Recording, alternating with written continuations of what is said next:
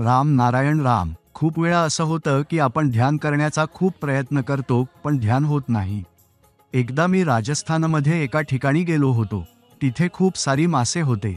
त्या माशांना खायला देण्यासाठी अनेक लोक काही ना काही घेऊन जात होते.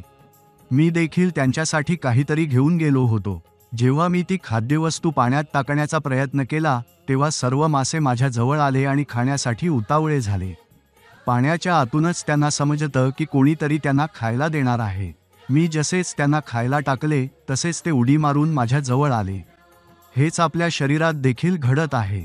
आपल्या शरीरात 50,000 आत्मे आहेत. ते जन्मोजन्मीपासून भुकेले आहेत. त्यामुळे जो व्यक्ती ध्यान करेल मग तो पहिल्यांदाच का करत असेना त्याला चांगले परिणाम मिळतील. मी जेव्हा काहीही विचार करतो चांगला किंवा वाईट तर तो विवेक जाणतो.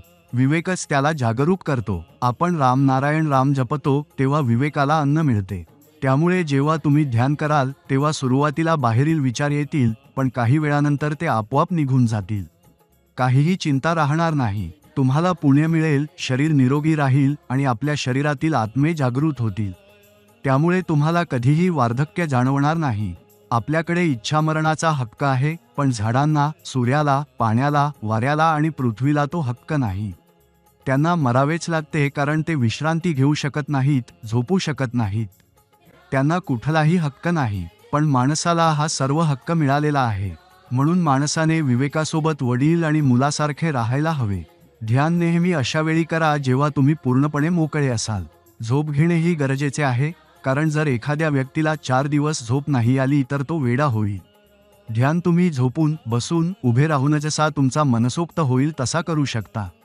कोणीही माणूस कर्म करत नाही. झाडे तोडून माणूस घरे बनवतो, मग झाडे कुठे जातील?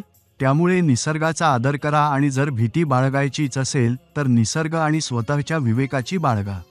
विवेकाचे खरे नाव राम नारायण राम आहे. जीवनात कोणालाही घाबरू नका कारण ईश्वर, अल्लाह हे आपले सेवक आहेत. आकाश, पाणी, पृथ्वी हे आपले सेवक आहेत. हिंदू आणि मुस्लिमांचे रक्त सारखे आहे. दोघांची प्रकृती एकसारखी आहे. मग आपल्याला वेगळे कोणी केले? निसर्गाचा संविधान, निसर्गाचा विचार, निसर्गाचे शिक्षण, निसर्गाचा आधार हे सर्वांसाठी आहे. ते मोफत उपलब्ध आहे. कोणीही एखादा धर्म घेऊन जन्माला आलेला नाही.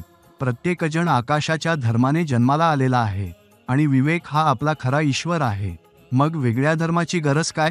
पृथ्वीवर इतके धर्म असूनही लोक भुकेले आहेत. राहण्यासाठी घरे नाहीत, शाळा कॉलेज नाहीत, इस्पितळे नाहीत. हा कोणता धर्म आहे? जो धर्म आपली सेवा करू शकत नाही तो धर्म असू नये. म्हणून प्रत्येकाने जागृत झाले पाहिजे. ध्यान केले पाहिजे. ध्यान केल्याने सर्व काही ठीक होईल.